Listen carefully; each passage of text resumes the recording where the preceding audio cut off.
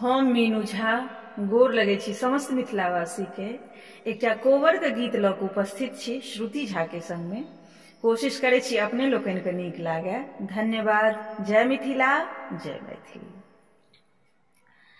कांच ईटाक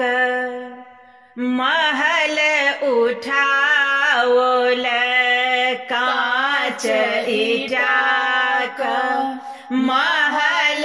उठाओल, सोना मोठी लागल के बार है, नव वर नव कनिया, सोना मोठी लागल के बार है, नव वर नव कनिया, ताहे कोबर सोता गेला सुंदर दुल्हा, ताहे कोबर सोता गेला सुंदर दुल्हा, कनिया सुबह सुतु संग साथ है, नव वर नव कनिया, घोरे सोतो फेरे सोतो कनिया है सुहावे, घोरे सोतो फेरे सोतो कनिया है सुहावे, आहू देह घर में अपार है, नव वर नव कनिया,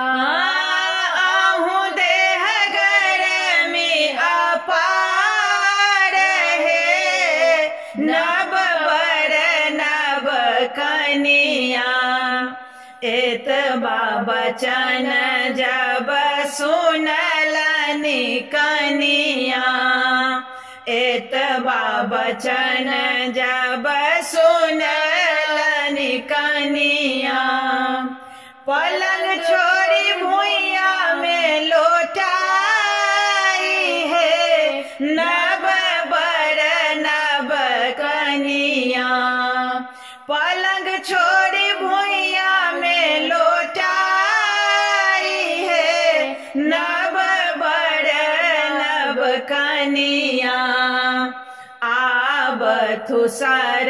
हो जी बैसथु पलंग चढ़े,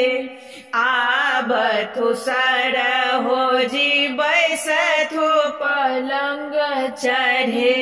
देखी ले तू दो चरित्र है, नव वर नव कनिया, हमरो ननदिया रसिया बर रे दुलरुआ, हमरो ननदिया रसिया बर रे दुलरुआ, पाकल पान नहीं खाती है, नव वर नव कनिया, पाकल पान नहीं खाती है, नव वर नव कनिया, हमरो ननदिया प्रभु बर रे दुलरुआ, हमरो ननदिया प्रभु बर रे दुलरुआ, बात साहब नहीं जानती है,